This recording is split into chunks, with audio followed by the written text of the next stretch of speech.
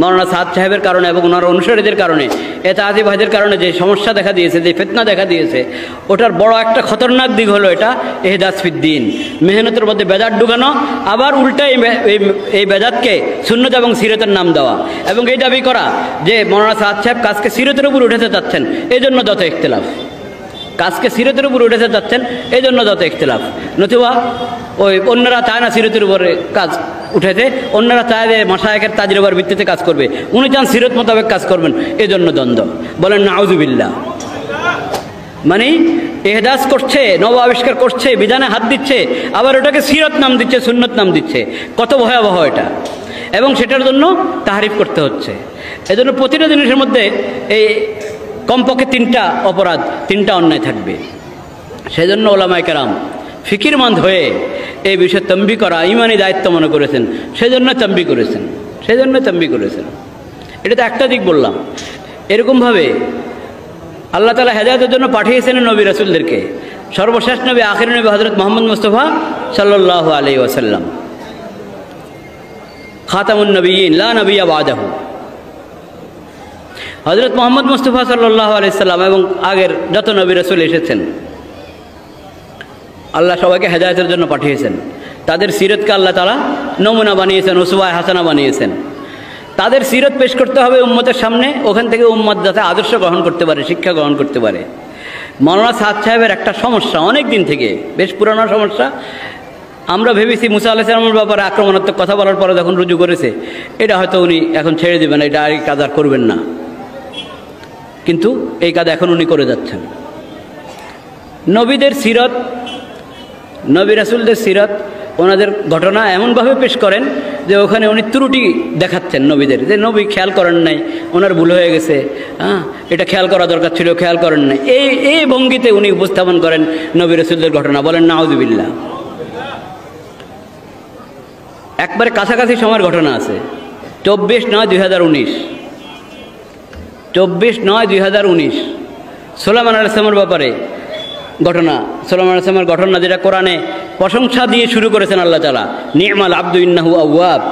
সেই ঘটনাকে উনি আপত্তিকর ভঙ্গিতে পেশ করছেন, এমন ভঙ্গিতে পেশ করছেন যে সুলাইমান আলাইহিস সালাম নাউযুবিল্লাহ আল্লাহর পরীক্ষা পাশ করেন নাই, এমন একটা ওনার উপস্থাপন আছে। আমার কাছে লেখাও আছে, তারিখ তো বলে দিলাম, ওই তারিখ আপনারা বের করতে পারবেন। বাদ ফজরের বয়ান 24/9, আমার কাগজটা দিলে ভালো, 24/9/2019 তারিখটা বললাম, বাদ ফজরের বয়ান। আপনারা নিজেরাই সার্চ করে বের করতে পারবেন।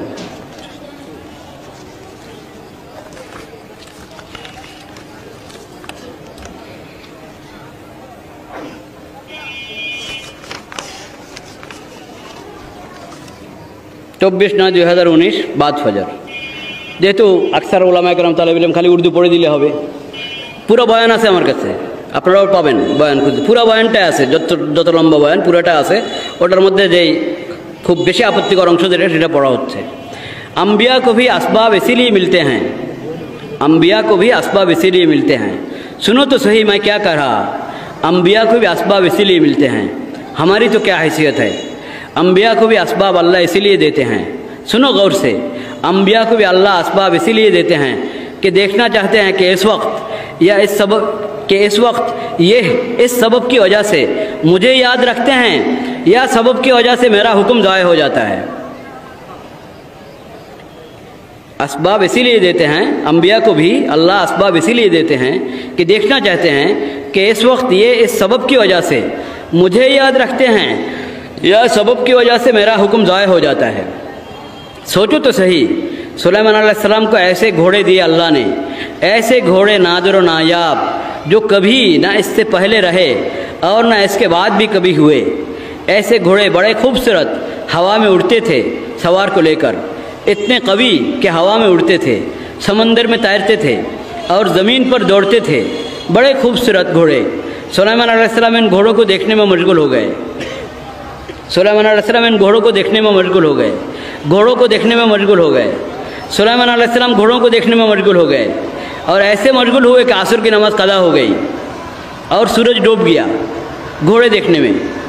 अल्लाह ने बनाया, अल्लाह ने कैसे बनाया, अल्लाह ने ऐसे बनाया बात ये कि अल्लाह ने जो कुछ बनाया है, अल्लाह ने जो कुछ बनाया है वो बने हुए का तासुर पैदा करने के लिए नहीं बनाया, बल्कि बनाने वाले का तासुर पैदा करने के लिए बनाया कि इससे बनाने वाले का तासुर पैदा हो।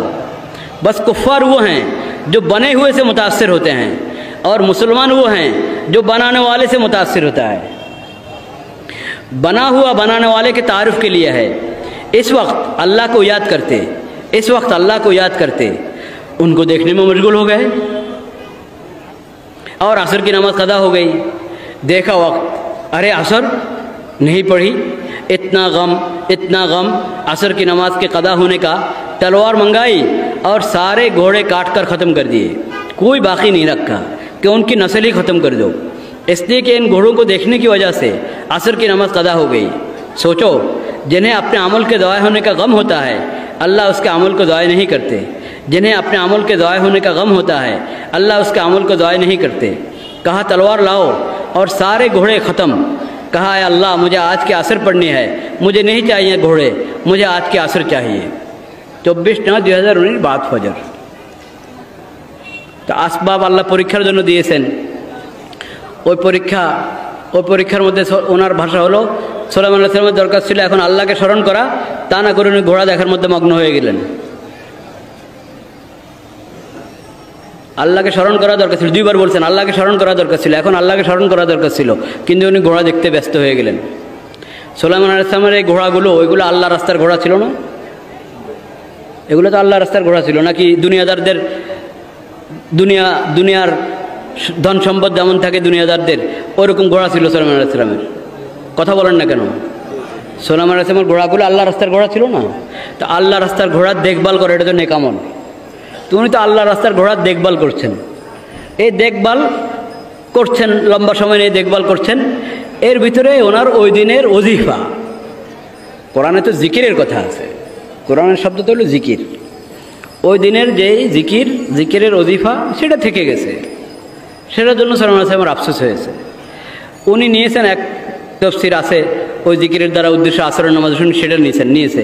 কিন্তু তফসিরওয়ালারা বা কোরআনের মধ্যে কে কথা বলেছে যে এটা আসবাবের পরীক্ষার মধ্যে সুলাইমান আলাইহিস সালাম সফল হন নাই, এবং উনি এই আসবাব দেখতে গিয়ে খালেকা আসবাবকে ভুলে গেছেন। মুসলমান তো জিনিসের বানানোওয়ালাকে দেখার জন্য, কিন্তু সুলাইমান আলাইহিস সালাম তো জিনিসের মধ্যে মগ্ন হয়ে গেছেন। জিনিসের বানানোওয়ালা যিনি, ওই আসবাবের বানানোওয়ালা যিনি, তার জিকির তার ইয়াদের কথা ভুলে গেছেন। এ হলো ওনার উপস্থাপন।